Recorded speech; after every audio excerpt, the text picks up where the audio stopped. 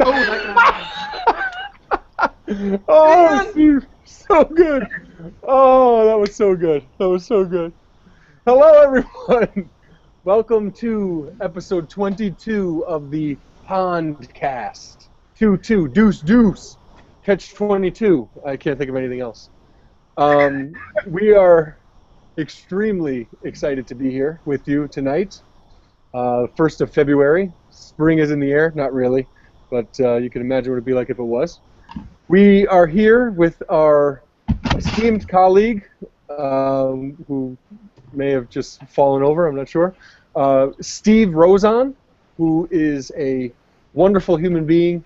And I wanted to, when I introduced you, Steve, I had a little story that popped in my head, and I wanted to tell it to introduce you. So, first of all, say hello, Steve and Steve. So this is going to be confusing. We've got Steve R, and then we've got Steve E. So that's Steve Enders right there. Who just coughed, and then we've got Steve Rozon's got the hat, so that's how you tell them apart, okay? Say hi, guys. What's going on? Hi. Nice hat, perfect. He actually wears it like that, too. So I want to tell this quick story. So, when I first went to college, okay, 17 years old, I didn't know anything about the world, let's be honest. I thought I did, but you know how that goes. So, I always kind of looked to my mother as being like a person who knew things about the world. So like when I needed important things like my social security number and couldn't remember it on my own, I would call mom.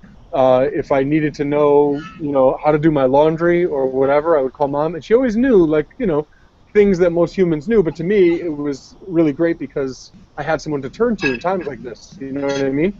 So anyway, in my turtle life, I have two of those guys right here, and really, Steve Rozon, you are that guy, especially in certain key areas. So what I'm trying to say in a long-winded way is this guy knows his stuff, and we're super excited to have him here, and hopefully by the end of it, we would do our job and prove to you that he actually knows his stuff. So no pressure at all, but welcome to the show, my friend.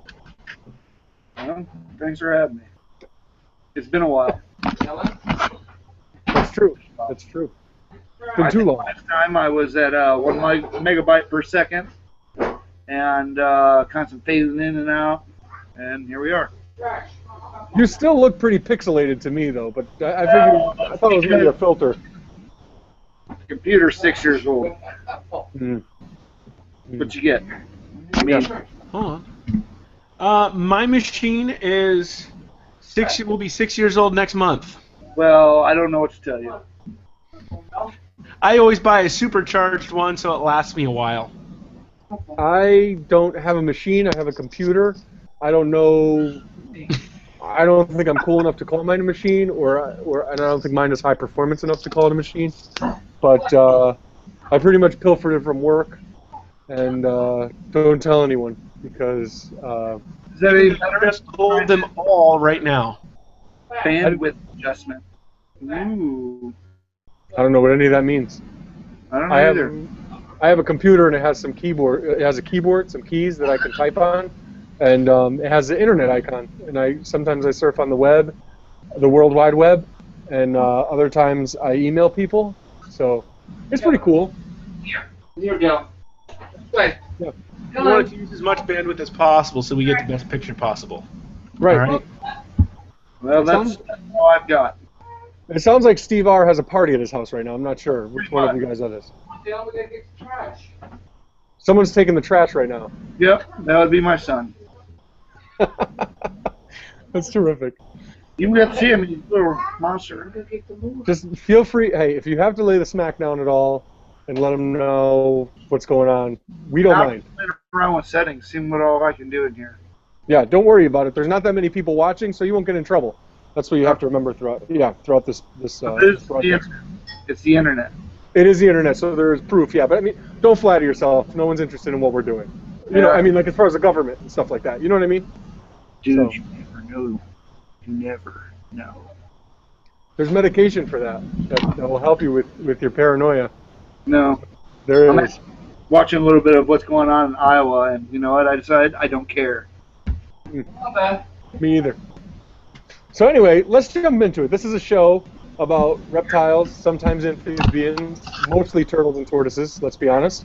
But we have you on because there's a lot of really hot button issues going on right now.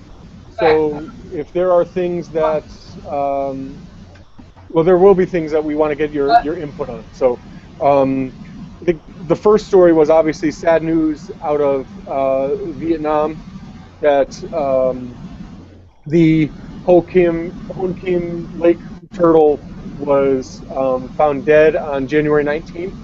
That's one of two that was remaining in the wild. Is that correct? There was one in the Yangtze River and one in the lake. Is that correct? As far as I know, there was four. Four. Yep. Not sure. Oh, about ready to get smacked down here with my son. I'm gonna walk. Yeah, you can hear him coughing and running.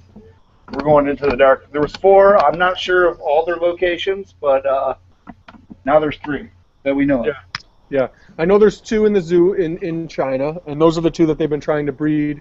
The female obviously has laid some clutches since, and I wish I had all this data. I'm going off the top of my head, and I've read about this a million times. But if it's not a species you work with, intimately, keep your jokes to yourself, Steve.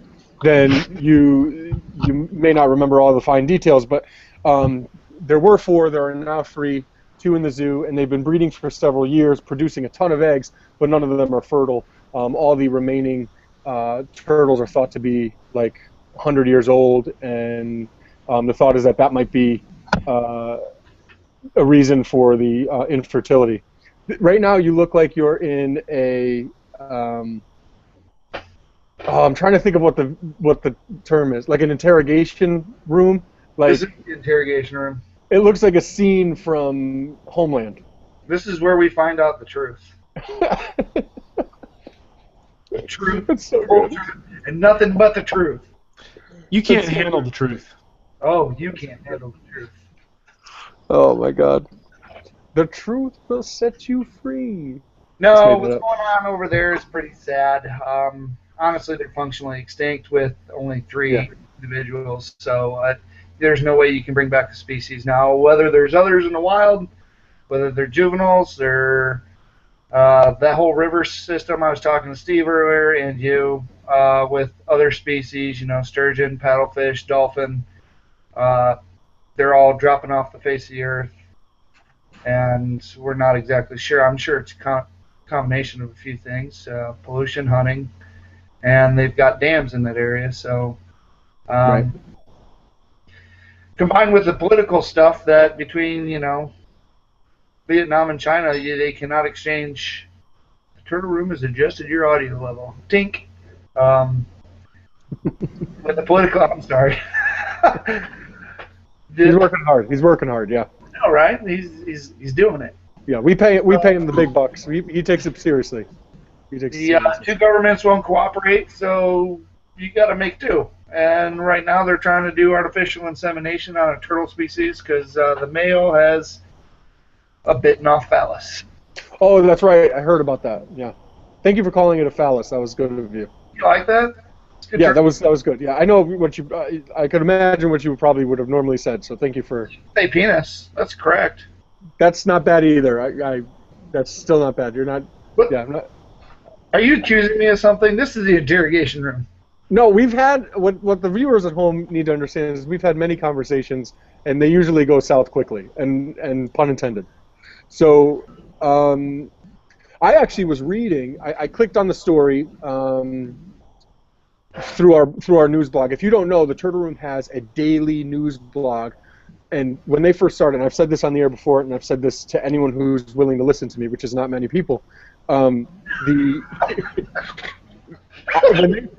When they first had the idea to make this daily blog, I was like, no way. There's no way this could work. Not a chance. Because there's just not that much news out there. Like, I see stories repeated and repeated, and, they really make it work. They do it every day, and they've got 7, 8, 9, 10 stories a day. It's amazing. It's amazing. So if you haven't yet, go to theturtleroom.com, check out the blog, and then subscribe for the daily newsletter. And you don't have to click into everything, but the stories are there. Every single story that ever comes out is there for you with links to the actual article. We're not stealing, any information. We're just basically making all the information available. It's an amazing resource that a lot of people are catching on to now. We haven't been doing it for that long. Steve Enders, how many subscribers do we have now? Like 230 or something like that?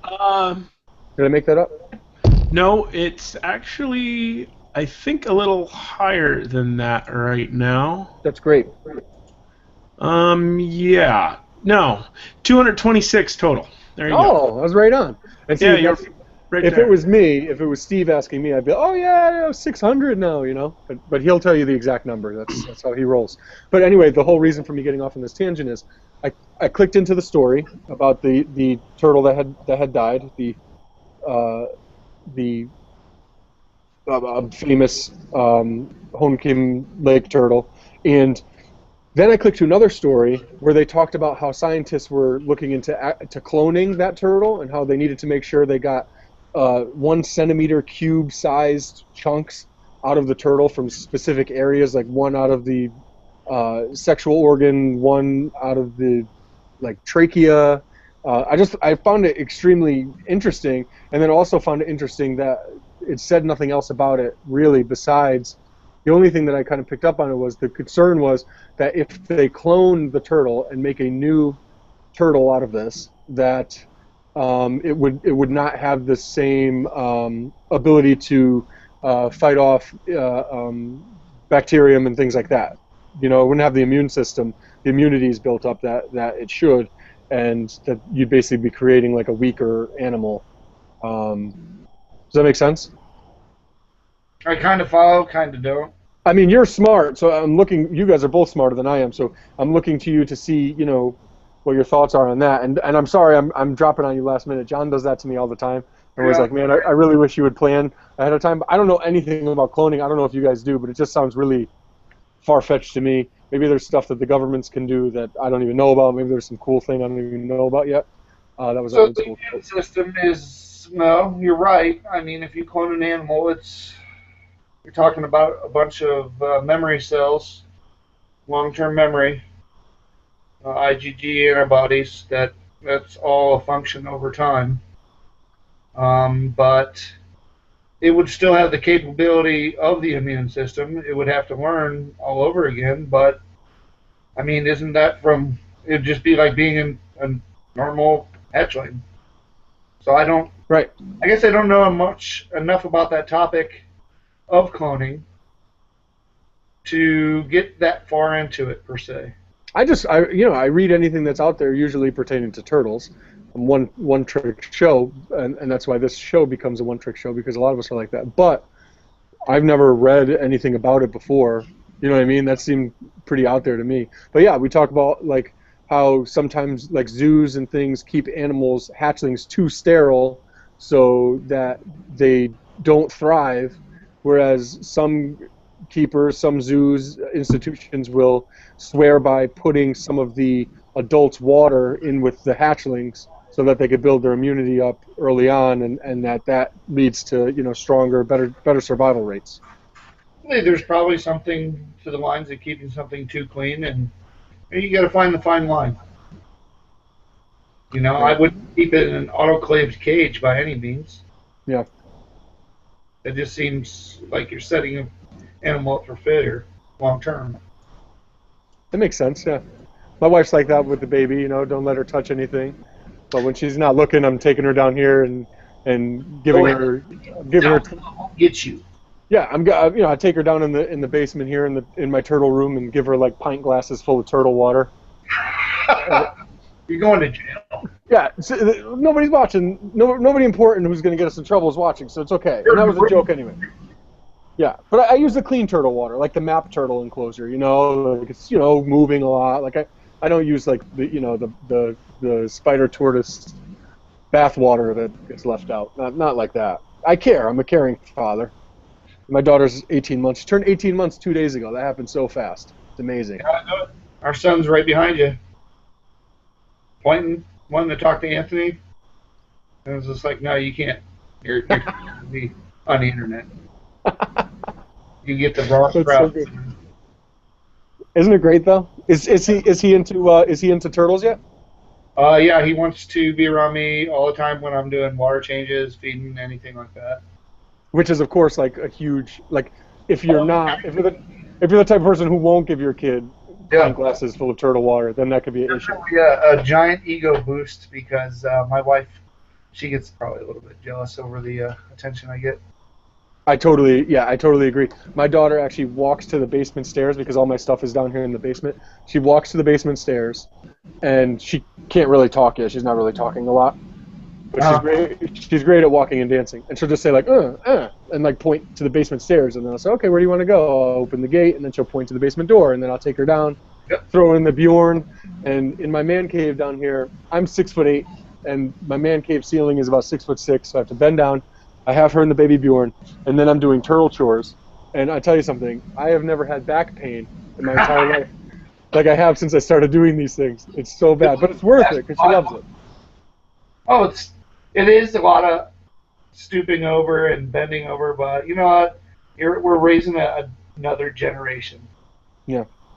So, and they're going to like, even if they end up not liking everything that we like, at least they've been exposed to it and, their horizons have been broadened. Right. Yeah, I agree. Some people say that the children are future. So, speaking of Future future, Wonderland. what did you do to the normal John? Where is John? We need the truth. John, for those that haven't seen him, he was CBS is doing a special, in which he's going to play Waldo, and so right now, as part of that important job, none of us know where he is. So, Where is Waldo? right. So you can look. He's got the shirt on, the stripes. He's tall, skinny. He's got a cane. There's a bunch of people in New York City dressed like him. Are you trying to say he's in jail? No. With the stripe clothes. No, it's the red stripes. It's the red stripes. I was Yeah. just making sure everybody's on the same page. Yeah. No, he's just he's been busy. He works 3 jobs. He's like, I don't know. He's like a. I don't even. He's know trying what to say piece it without all getting together. in trouble. Yeah, he's figuring it out. He's figuring it out. Yeah, everybody's got to figure it out. He's like the 18-year-old cute girl that moves to LA to be an actress, and then all the different things that she finds while she's out there, every one of them could write a book, So John's just kind of like that. He's in New York City right now, doing a whole bunch of different stuff, and he's just busy with it. That's all. But he's my special guy, and we miss him. But thanks for asking. Thanks for rubbing salt in the wound. I appreciate it.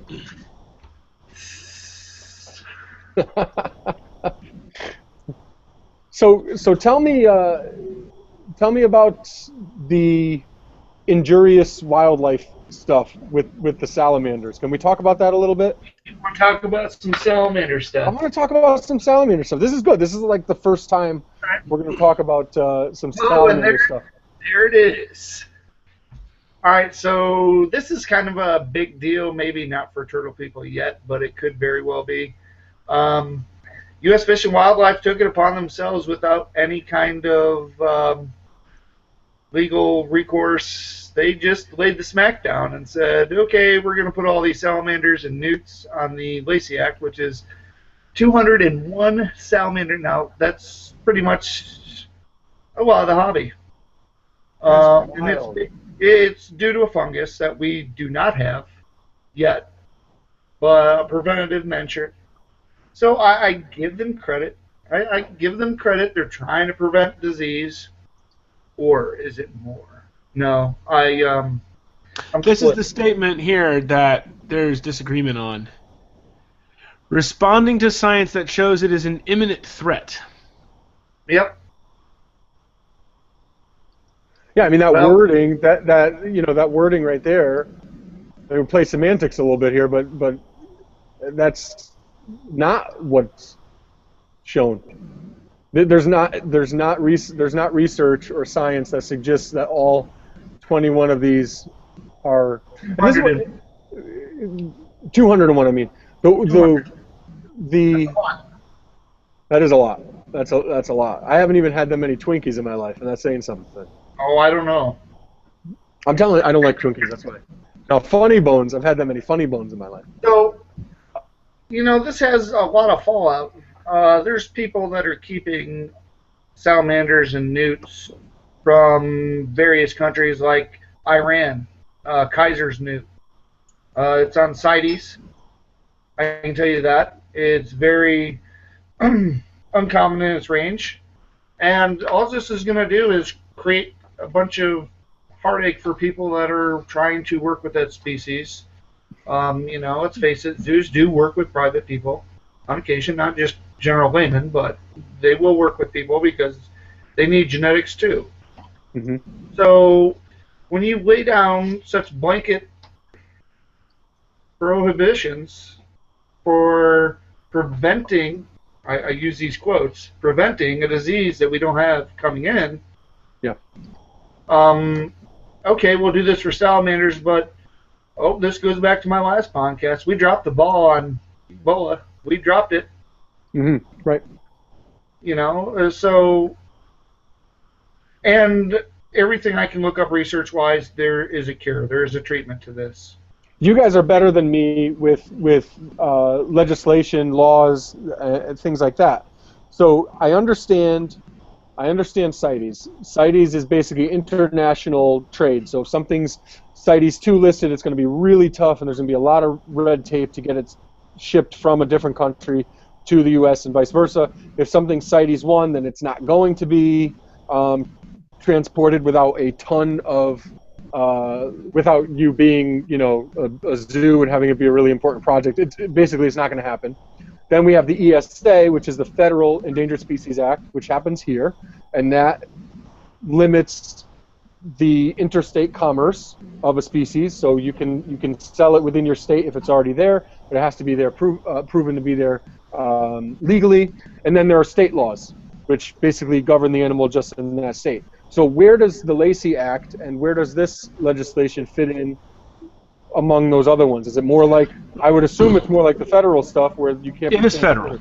So it is federal. The Lacey Act covers what they call injurious species, Yep. and within the past year, Congress passed a categorical exclusion that enables the Fish and Wildlife Service to act in this manner without the comment period, without the legislation, if they feel an imminent threat, that that trade of species needs to come to a halt. And there isn't necessarily a one-size-fits-all rule with the Lacey Act. I mean, in general, there is no interstate transportation and some other things. The Lacey Act covers a bunch of different pieces. If something's brought into the U.S. illegally, every time it gets transferred after that, it's a violation of another part of the Lacey Act, as I recall. So there's several different pieces of the Lacey Act, and it is federal, which is why it's the U.S. Fish and Wildlife Service that makes the decisions related to said act. And there's not going to be any CBW permit for anything that's on the Lacey Act? Not a CBW. There are permits that can be gotten. In fact, the listing here specifies that permits may be granted for the importation or transportation of specimens of injurious wildlife for scientific, medical, educational, or zoological purposes. Interesting. I'd love to, over time, see how that, how that stacks up against the CBW, which is the permit you get to keep species that are listed on the Endangered Species Act. Right. But this obviously has that added wrinkle of them being dangerous. That's, that's wild. That's really wild. Steve and I took some time digging around and found some of the permit applications, et cetera, to keep on hand as well. Because this has the potential to occur to anything. It can happen to turtles and horses. Look what they did with sulcatas and leopards with, heartwater disease? Right. Coming out of those ticks. That's why we don't get those in anymore. Right. So, with it, who knows? Who knows? Right. Or with the 4-inch law as well. Yeah.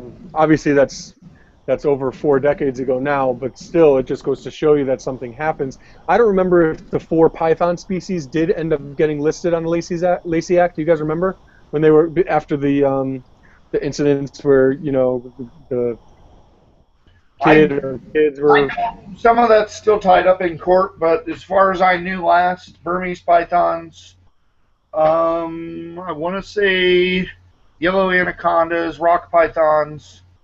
They're considered invasive, injurious. They're not to cross state lines. Now there was the question on retics and green anacondas, and I'm not sure of the status on that. I know USARK has or did have some of that tied up in court, Mm-hmm. but I don't know. It's getting to be a kind of a legislative nightmare as far as keeping anything anymore. Because I don't know, I see some of the good that could come from it, but where's all the funding going to come for the extra enforcement that's needed to even catch one person? Right. We're talking about salamanders here. Right? They're Where's like- the salamander police for real? Yeah. They're like, oh, it's wild. It's absolutely wild. I can't. 201 species though. That's so A federal ridiculous. offense for moving one species. That say it doesn't matter how long you've been captive breeding that. Line Right. breeding, get albinos, whatever. It doesn't matter. Just because it has the potential to carry a fungus that we don't have, you take it across state lines and you create a federal offense. Right. One of the things with this law as well is it's currently technically in interim status, and they are accepting comments on or before March 14th, 2016. So it is possible that, through the comment period, if the proper arguments are successfully made, that this rule could be stopped as opposed to being converted from an interim rule to a permanent rule. Dang. That's a sad happening, man. That's a sad. If you looked at the hobby 30 years ago and then looked at it today, you'd be really disheartened by how things have gone over the years. Even the past 10 years. Yeah, it's changed so much. It really has. Some of it's good too. I mean, now you're buying captive bred animals instead of the imported animals and stuff. But yeah, I mean, there's a lot of legislation that doesn't really make a lot of sense. Here in Connecticut, you can have one eastern box turtle. That's great, so that every single household can just take an adult animal from the wild for their own amusement. But you can't have 3 of them and breed them and start it. And the Per household? What's that? It's 1 per household out there? 1 per household. Like, what is that helping? What? Oh, well, we'll give you a little leeway because we're nice. Like, no, that makes no sense. Turtle overlords are going to get into like the rental business. If you have a bunch of rentals, you can have like 12 of them. Yeah, right. I don't know. Yeah, just keep them in different rooms in different houses in the same duplex. Yeah, I don't know. Legit. I don't know. It's ridiculous. But then they'd breed, and then you'd be breaking the law. But the thing is, nobody enforces it here either. It's all just ridiculous. And for people, it's like it's like gun laws. It keeps and I'm not getting political, and I definitely don't want to get political with you.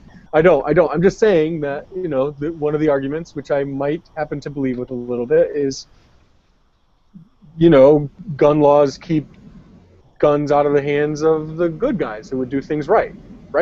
Well, not like really strict gun laws. I mean, I don't know if everyone needs a machine gun. You might think differently. We don't have to. It's pretty hard to obtain to begin with. Yep. Right. But you get what I'm saying. Like, the people, we see people doing things that are illegal every day on the classified ads, and some of it's really small stuff, and some of it's really big stuff, and it doesn't matter. Only so many people are actually persecuted, to the point where if we hear about someone getting arrested, we cheer and text each other and giggle like schoolgirls because we see it all the time, and it's so frustrating because we follow the rules. So, anyway, I'll get off my soapbox now. But so we have a question. We do have a question. Mel Cheel joins us on our Google Plus page and says, "What is the process of getting a CBW, which is the captive bred wildlife permit to keep an ESA? Well, not to keep an ESA species, but to allow for interstate transit of an ESA species." And to buy them, and yeah, right. So I can talk about that a little bit. I have mine, and I know Steve Enders, you have yours as well. We basically got them for Hold that thought, I'll be right back. prove it. We basically got those just to be on the right side of things because we just wanted to have it for the future. If other animals get listed in the future, we want to have it.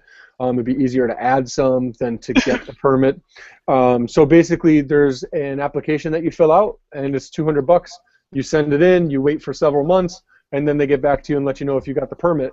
They ask you things about your current facility, what animals you're keeping at this time, and what animals you want to list on the permit. We went through a gentleman who specializes in people helping get theirs, and you pay an extra fee on top of it. I don't mind. He walks you through the process, Yeah. which leads to a greater chance of success because he makes sure you don't put things on it you maybe shouldn't put on, etc. He's an expert in the process, so when you go to do that, his help is really it's quite advantageous to utilize him if you have the means to do so. If you're interested, feel free to email me, anthony@theturtleroom.com, and I can tell you about the process and put you in touch with him. He's a great guy, and I don't mind giving him any business. So if you really want to make sure you get it, then we could do that. Couple details to think about. You'll need to have pictures that demonstrate you have the space to keep the species that you want to get listed on the permit. Don't try to list any species native to the United States. U.S. Fish and Wildlife is not in the practice of giving out CBW permits for U.S. native species at this time. Everybody we know who has species listed, they are all non-U.S. natives. Chris Leone, one of our team members here at the Turtle Room, he has probably as many, if not the most amount of turtle species of anybody we know on his permit. He's got just about every turtle species they're giving a permit for, he has listed on his. So he's a good person to talk to about this process as well. Like Anthony mentioned, you can contact Anthony, and then we can get you in touch with Chris if we can't answer your question, since he has done a bit more with his CBW than we have. They also won't list any animals that are not being bred at institutions or by people who have CBWs for that species. So if you see some tent turtles pop up in New York City on fauna classifieds, I've seen those. Have you seen them? Me too.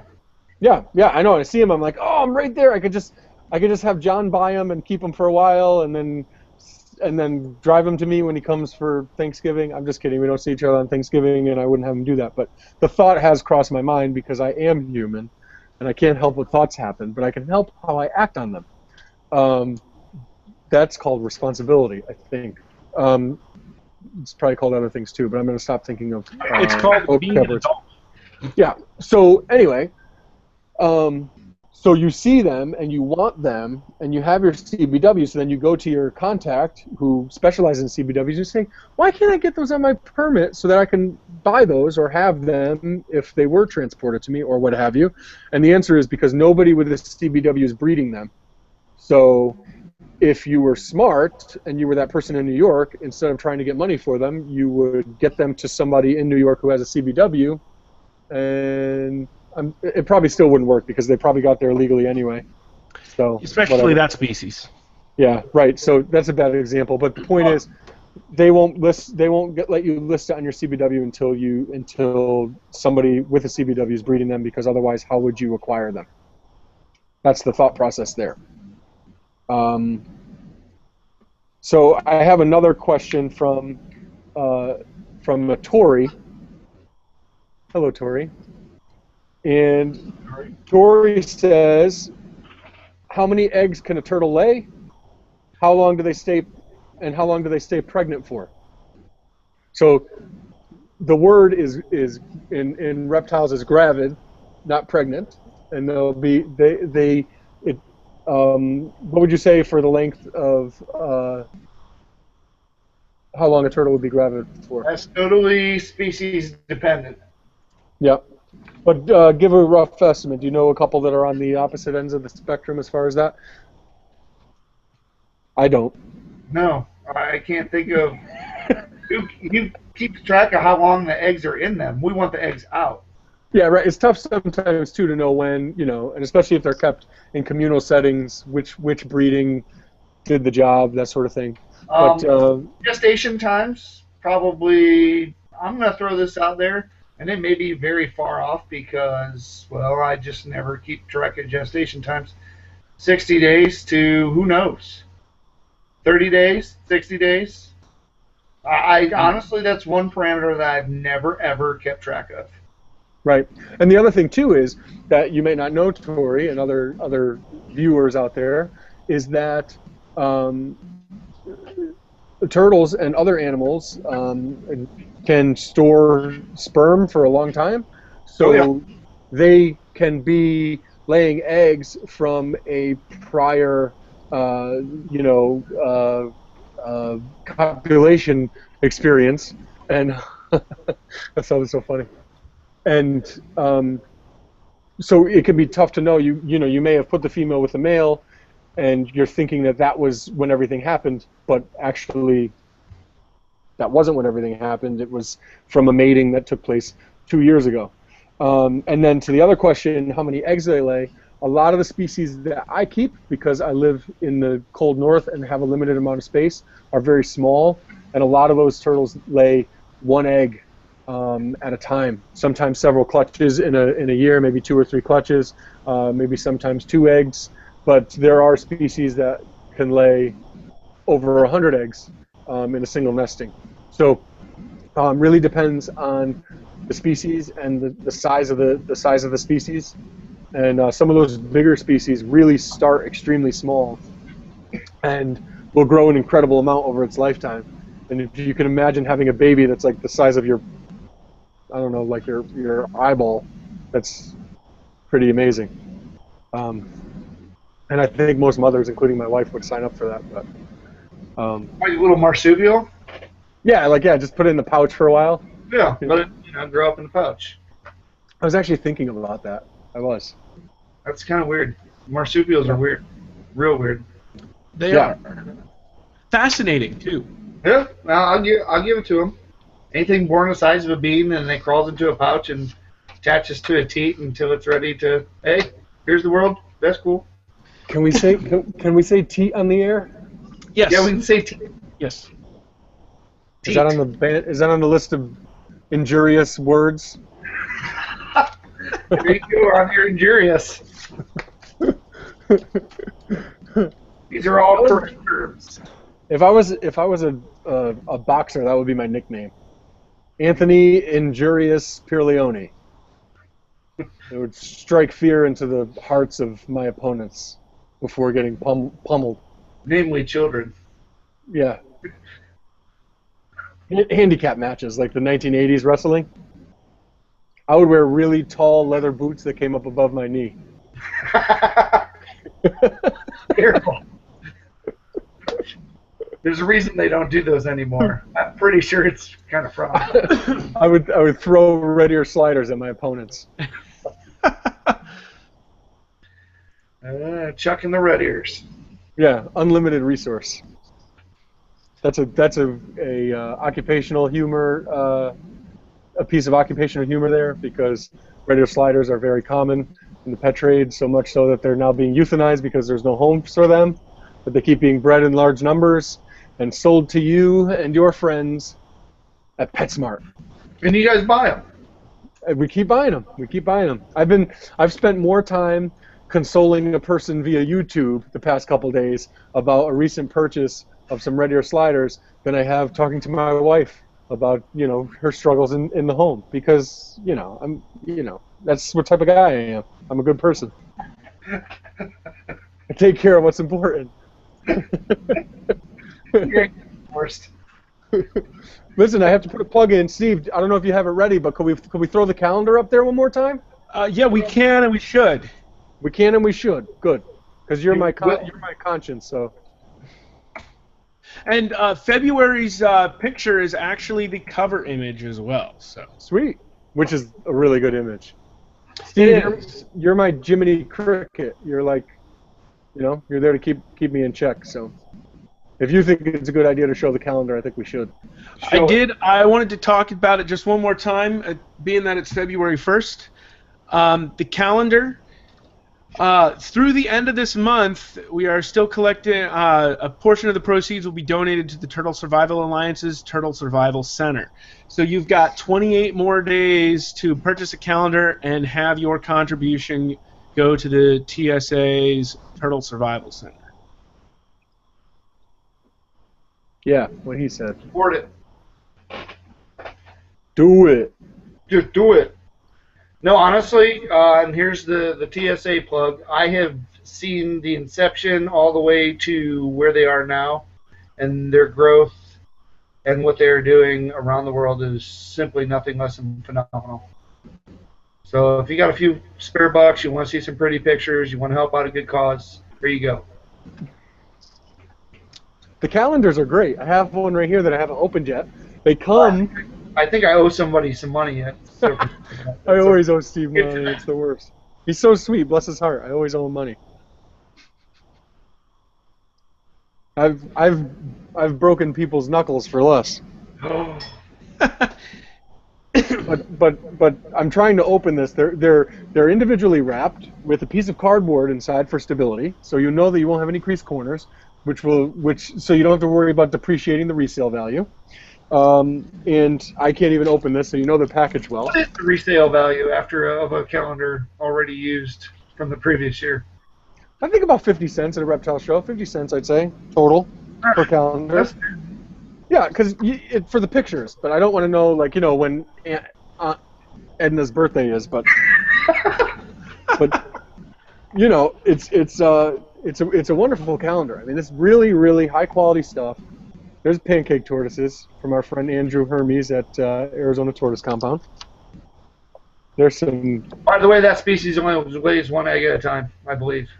Yeah, and actually they're really interesting. They live in habitat with kind of like rocky outcrops, like shelves almost, and they have adapted. They're flat like a pancake, hence the name. They're not that flat, but like a big pancake, like I would eat. And like they get pancake. Yeah, like a thick pancake, like a very thin pancake. They go under in the shelving in the crevices, the nooks and crannies, to use another breakfast reference, and then they have a soft. Yeah, hang out with me, man. It's just buffets, 3 meals a day, and they have a soft part in their plastron, and they will take in air and expand in the hole that they're in, so that you cannot pull them out. So that's really a cool thing about that species. Keep going. I saw some Spangler coming up. Show them. Yeah, there was some Spangler, some babies. Yeah, we did that last month. We went through the whole calendar. Well, we're going through some of it again. Well, repetition is the key to sales. I saw that on an infomercial once. Sean Billy T. Mays taught you that one, right? Yeah, the guy from Insanity, Sean T. He's selling size now. It's on every morning when my wife gets up at 4:45 in the morning to take a shower. So bad. But I want to buy size now because I've seen that. Size with a C, C-I-Z-E. It's short for exercise. It stands for the end of exercise. Get it? The end of the word exercise is size. Get it? You guys following me here? Do you want to buy it yet or no? No. Well, I'm not buying your lingo, dude. I should take I'm not going to go back to school and get my MBA. They'll eat me alive. I don't know. Right after that, our viewers dropped to the lowest they've been tonight. So. Well, yeah. Bedtime. That's why. You could have watched me in college with the ladies, and I could have told you that viewers would have left as soon as I started talking. I'm just saying. Did they say you were better when you weren't talking, like just standing there smiling? Yeah. They were always interested when they just saw me, which was surprising, yeah. But when I spoke, that's when it went downhill. Yeah. So I have another question. These are actually real questions, okay? Okay. Because I got a note from Steve and Steve here in our little chat box, making fun of me when I read Tori's question, telling me that they thought that question wasn't real, but it was real, and so is this next one. So our good friend Hector would like to know. This is real. Hector, okay. like from the Iliad, would like to know. If animals come into the country illegally, wouldn't they be confiscated? Ideally, in an ideal world, yes, but in reality, no. Yes and no. Back in the day, and I say the day, like I'm sure there's a lot older people that have been doing this much longer than I am. It's like, no, you have no idea what the day is, and that's great. We used to see fly river turtles. We've seen those Philippine pond turtles. We've seen all sorts of stuff come in under the radar. Japanese wood turtles, those little japonica. There, that's what I'm looking for. All Cura, all that stuff just came in kind of under the radar. Yeah. And past 15 years, they've caught up. Right. So, I mean, I'm sure it still happens, but probably to a lot lesser extent. I mean, it almost seems like every day I'm checking in my mailbox that someone's getting in trouble for stuffing turtles in their pants and trying to cross the border somewhere. Oh my gosh! That's what I was just saying. I don't know when that article was, but yeah, there was the. Do you remember when it was? No, not offhand, but. I can't remember the guy's name either. In your pants. Really? Sean's Reptiles or something? Sean. His name was Sean something. So he's on Fauna and he's selling all these like rare species, and then you would contact people. And I'm talking about faunaclassifieds.com, where people sell one of the many places where people sell live animals, and he would make connections with people, and he would say like, well, there's some excuse, but he could only meet you at a certain time. Well, that's because that's when he was crossing the Canadian border to come and sell them to people. And he was all over the place. He was working hard trying to sell animals. I even found an ad on Craigslist in Connecticut. It was like Hartford Craigslist, and this guy was working out of like Ohio or something. So he had Craigslist like all over the country. He was coming across to Detroit, Michigan. Okay, and Detroit. So you do remember it. So I contact him and realize it's the same guy I've been seeing on Fauna, and you knew something was up. You just knew it because he had all these animals, zoo produced, captive bred, whatever, really rare stuff, and everyone was really drooling over it. The guy he was selling Galbin for people over Christmas. I remember that. This was the guy, Sean something. Yep. He had a group of Spangleri too. Spangleri are the black-breasted leaf turtles from Vietnam and China, and what Steve is talking about, galbinifrons, that's the flowerback or Indo-Chinese. Sorry for the outdated term, box turtle, which is a very beautiful species that's most of us are not worthy of. Anyway, We'll go pull it out. Show everybody. Do you want me to show them mine? Come on, show it. All right. Back in a jiff. Getting out the galb. What? His name's Prince, right? I think his name is still Prince. We haven't had to change it to Princess. Well, we don't know yet.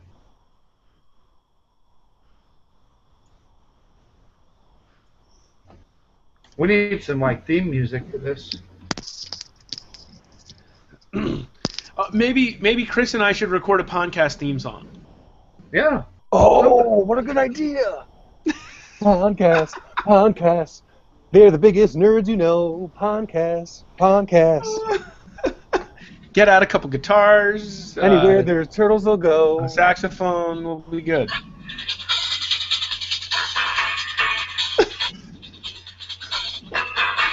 That's the problem. It has to be something we've written if we're going to keep monetizing these on YouTube.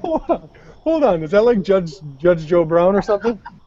That'd be the People's Court. People's Sorry. Court. Oh, my mother was on the People's Court one time. That's kind of scary. I'm scared. Not for bad things. Here it is. It is. Hey. You know, like I've been buried in dirt. Yeah, I was going to say, this turtle's so dirty right now. But you can see. Well, that's the way they like it. Doing okay, even after hissing at me a bunch just now. Well, you haven't gotten peed on yet, right? Have I ever what? No, you haven't gotten peed on yet, so you're doing all right. Check this out. Oh, that's love. You're going to get something. He's going to need to wash his lips. To all of our viewers, don't do that. Don't be like Anthony. And if you do, wash your lips. I'm going to tell you something. I would gladly get salmonella from this turtle, and I would wear it like a badge of honor. Okay? While you're defecating blood. While I'm defecating blood. As a kid, I used to eat the squirrels on Oregon Trail and get dysentery all the time.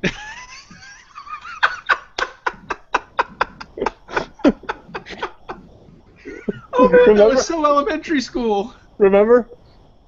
It was high school for me, man. I was a slow learner. Almost as bad as mom asking me if I was going to eat a Galapagos tortoise sandwich. Yeah, no, not a Galapagos tortoise sandwich, but I eat a tortoise sandwich. Mm-hmm. It looks good. Good, right? It. Yeah. Yeah. I don't know, man. Check out that butt. That butt, though. That may be girl. Right? It's small. I like girls with small butts. Well, I will not call you Sir Mix-a-Lot. Yeah, no, definitely the opposite of Sir Mix-a-Lot. Yeah, I prefer. This is really awkward. Why? Because we're talking about butts on a show about reptiles? No, because you're talking about turtle butts. Well, it's an important part of the anatomy. Well, yeah, I mean... For most species, for people who don't know, for most species you can differentiate the gender. You can discern the gender of a turtle by the tail, usually more than anything. A lot of people will say, well, the nails first, the front claws, but that's actually with a lot of the common sliders, like we talked about, or painted turtles, a lot of common North American pond species. But the tail is really telltale sign, pun intended. But that species, absolutely. Yeah. There's a few secondary characteristics in galbinifrons that, I mean, they don't have any plastral indentation or anything like that. The males are subtly different. Their skull structure is just a little bit different. Mm-hmm. Their forelimbs are huge, at least in sexually mature males. That individual, it'll be interesting. That one was incubated really low. Not that I know anything about that, but it was incubated low. Not that I know anything about that.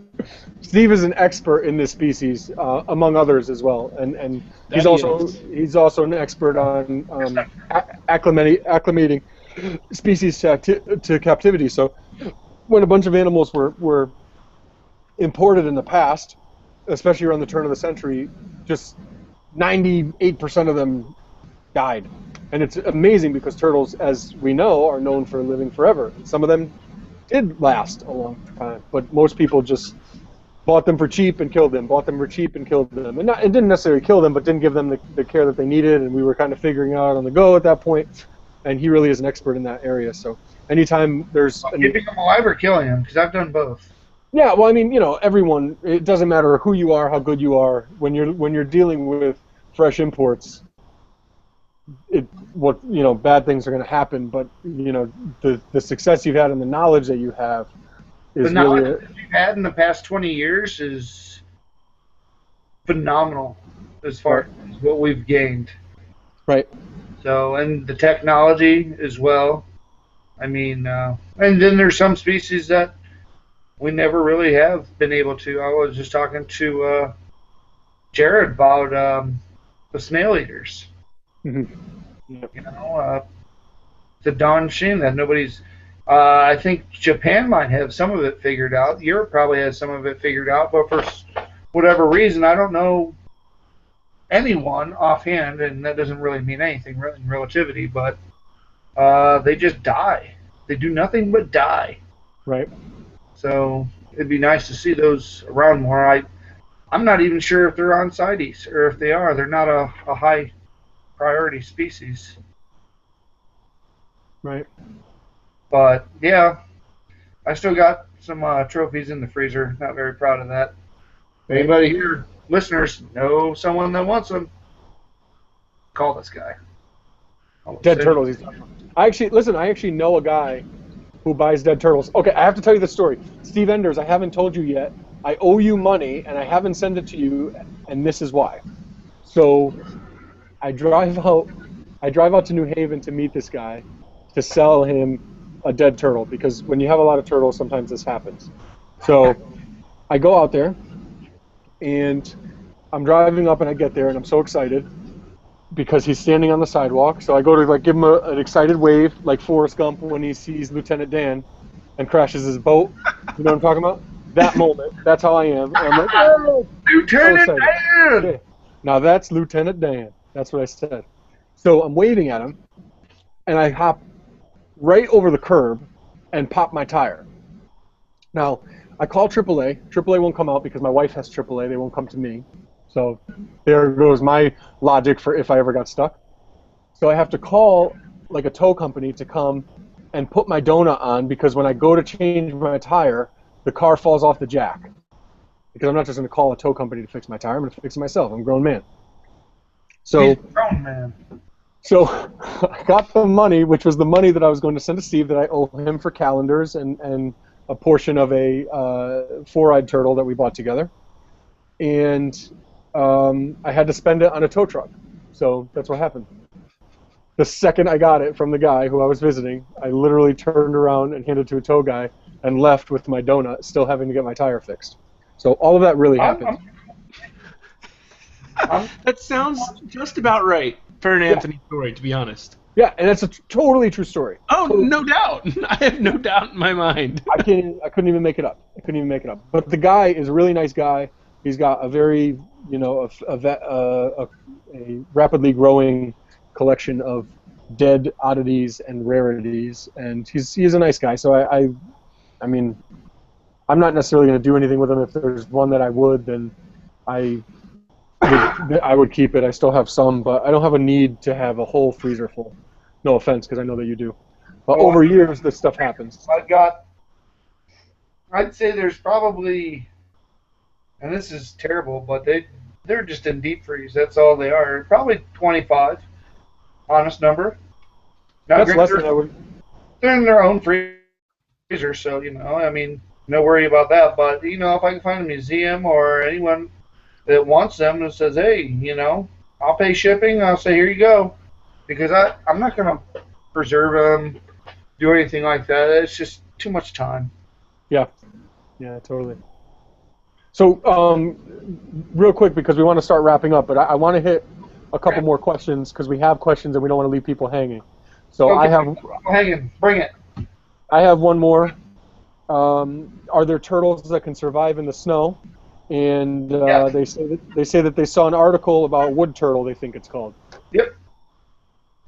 Wood turtle's very, very, very, very cold hardy. Probably some of the earliest, if not the earliest. Well, you might be able to argue that, but you can see them on we both know through a friend of ours that you can see them basking in the snow when it gets a little bit warmer. Recent picture by Chris Leone, right? And I'll also say, I went out just today to an ice-covered ex-cranberry bog, former cranberry bog that is now over kind of just left to be wild, and it's a great spotted turtle habitat. And I actually saw spotted turtles today. Now it was warm, but there's snow on the ground, and the entire pond was ice, besides maybe a few holes here and there. So it was almost like watching how like seals or penguins, on the Discovery Channel will be like jumping through holes in the ice and going back on and stuff. I'm trying to picture that. Can you give me a little bit of animation to help me out? I did pretty well, didn't I? My words are painting a picture for you, Steve. You should appreciate it. I do. But wood turtles, spotted turtles, Blanding's turtles, some painted turtles, I've heard, Eastern painteds, I believe. Western painteds are supposedly really cold hardy. They're one of the most studied semi-aquatics as far as like scientific research and stuff, besides red ears. Just saying. Rats. Life in a Shell. What's his name, David? Shell. Yeah, that's a good book. That's a good book. And they talk a lot about that, like what research and stuff, and most of it is Western painteds, especially the stuff around cold tolerance. But Steve Enders, you had one more question? We did. Mel had another question. What are your opinions on the large-scale turtle farming that happens in Asia? He particularly mentions species like Pelodiscus sinensis that are being bred in huge numbers. What do you think, Roseanne? Let me know. What do you want? He wants to... Honestly, I'm not worried about Pelodiscus, and here's the deal. Different cultures have different tastes in many more ways than one. If turtle species are going to be eaten, I would rather see those that are commercially bred at a viable number than, say, your Trifasciata or your insert uber rare turtle of choice. Trifasciata, the what is that? Three-lined? Three-line, golden coin turtle, whatever they've called them. They call it several different. So that's a rare box turtle that's more aquatic than some of the other of the genus Cora. It's a soft shell, yeah. In most states, soft shells and snapping turtles, at least here, are considered game species still. So, and some people do eat them. I don't really have anything against. The problem comes when you get to sustainability. For example, Indiana, my state, just finally this year, brought down the daily possession limit of 25, yes, 25, soft shells, snapping turtles, down to 4. 4 is still a lot. That could be a lot of pounds. 5. You're wiping out miles of a creek. Right. That's amazing to me. Wow. Nobody would even catch those after a very short amount of time. So, how many people were hitting that quota? I have no idea, but you see it all the time. People trying to sell snapping turtles overseas. For a long time, Florida snapping turtle prices were just astronomically high because they were selling them to China. Right. Well, we've seen that recently with a few species that were being sold to Asia where the price went through the roof. Really made me sad because a couple of those species were ones that I always had on my radar and that I had plans to try to acquire and set up breeding groups for. And the next thing you know, they're going for like $2,000 each overnight when you couldn't give them away before that. So as far as the farming, back to the question, I don't see a problem with it personally, as long as it's done in a sustainable manner. And the other thing that I don't like about some of that farming is the hybridization of species, whether intentional or otherwise. Where you get like Trifascia crossed with Mutica, or and then you get people online trying to pass that off as pure, and I'm sure they get a few takers, but you're gonna have shady aspects of any business, I guess. Right. Yeah. And I'll say too, we're not necessarily tree huggers or that's such a negative term. I apologize, but you know what I'm saying. Forgive my broad approach to the English language, but or we're not necessarily PETA either. We're every turtle. I eat hamburgers and I would eat turtle. I never have, but I've eaten alligator. I love alligators. Have you eaten turtle before? Yes. There you go. So here's a couple guys who absolutely love turtles and build their life around turtles, but would and one has eaten turtle. And Steve Enders, would you eat turtle? Right situation, yeah. You would? Right situation. I mean, Peter Yeah. Pritchard ate plenty of turtle. Yeah, right, exactly. So I think I eat 1,000 red ears in one sitting. I'm not even joking. I hate this. and that's the next part that I was going to talk about just really quickly to wrap this question up, because we have one more. But you I'm watching the conversation on the right. The large-scale farming that happens in Louisiana in our own country is much more concerning to me than what happens in China. I think what happens in China is great because they can't meet the demands, and that's why so many species in Southeast Asia and are critically endangered, and why so many around the world are dwindling their populations to meet the demand for turtle. So if they can produce them in farms, terrific. Absolutely. And here I have a little more of a problem because the red ears, there is a surplus of red ear sliders, but PetSmart and Petco want the 4-inch red ear sliders, not the 12-inch red ear sliders, and Chinatown and overseas want the baby sliders, and they're all for the pet trade, and they're basically disposable pets because they're bred so easily down there that they're sold for very small amounts to people who don't have the means to take care of them. And then, next thing you know, rescues like our friends at the Mid-Atlantic Turtle and Tortoise Society are overrun with them, and animals have to be euthanized. So it's a sad thing, but that's more of a concern. And really, I mean, if they're raising them up to eat them, terrific. Because if they're eating a Chinese soft shell and they're less likely to eat, a rare species like Steve mentioned, then more power to them. Enders, what's the last question? Last question. Our good friend Andrew says, my son has no interest in my tortoise keeping. How do I get him excited about it? He is 13 and does not like work of any kind. This is so good. Is this our real good friend, Andrew? This is our real good friend. Oh, man, that's so awesome. That's a really complicated question. Wow, he's 13 and has no interest in it, and he's trying to get it. I think what Andrew has to realize is that turtles and reptiles are not necessarily that cool, and when you're trying to figure out how you might get your first girlfriend. I'll say your first girlfriend, not your. I won't say something else. Then because I went away from it for a while too. I've loved turtles since I was 5 years old.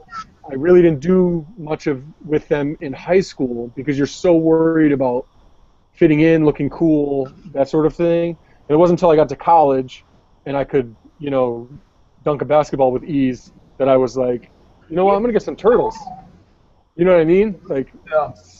6'8", walking in the dining hall, people take notice. Oh, that's the big guy. That's not the turtle guy. Do you get what I'm saying? So it takes confidence to realize that he's got a really cool thing going on right in his backyard. I think at that age you're not going to be able to force anything. If I remember right, those teenage years were kind of weird. Yeah. So the early part of them.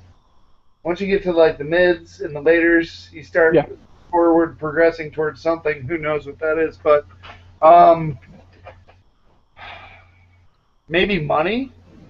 Think about it. Teenagers always want money. That's true. Well, pay him some money to go take care of them. You might learn a few things about them. I don't know. That's true. Because it's a business, so it pays the bills. Yeah. Get you some money to go see a movie, Denzel Washington movie with your love interest. Yeah.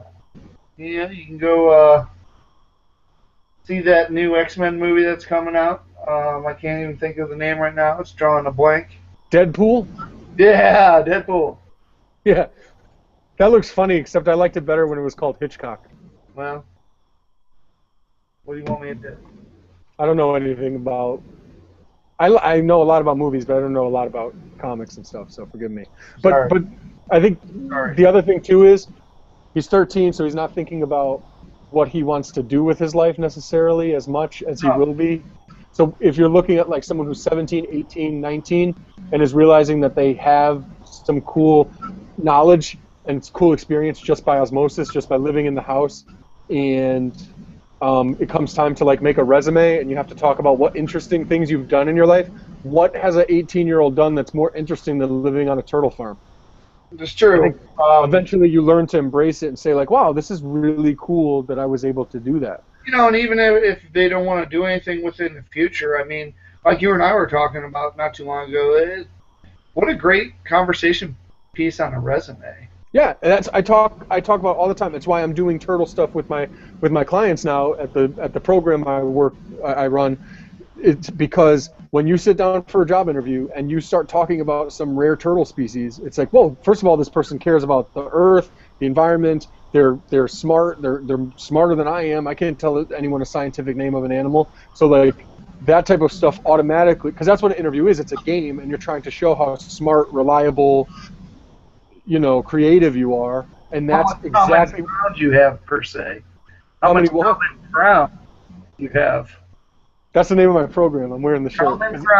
A couple of them are watching tonight, so I wanted to show them the shirt. So, but listen, but that's what being a turtle and tortoise keeper is. It's caring about things that are bigger than yourself, and/or the way you look at it, much smaller than ourselves, because they're such a smaller life form.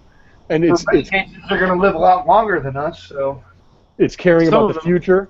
It's caring about the environment and science, and it's the creativity to set up all the enclosures, and it's branding. Much of it is small.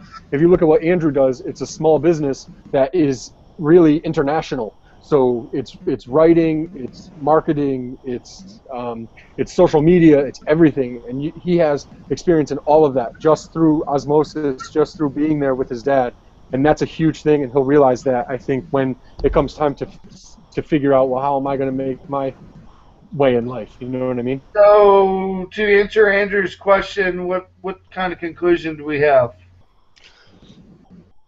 Better you than me. Yeah, I'd say show me the Benjamins, and I'll pretend like I'm 13, and I'll go clean his tortoise cages. I don't care. Seriously. Go get a job at Home Depot, and then tell me which one you like better. My face, and I'm there. I think those were singles. They were.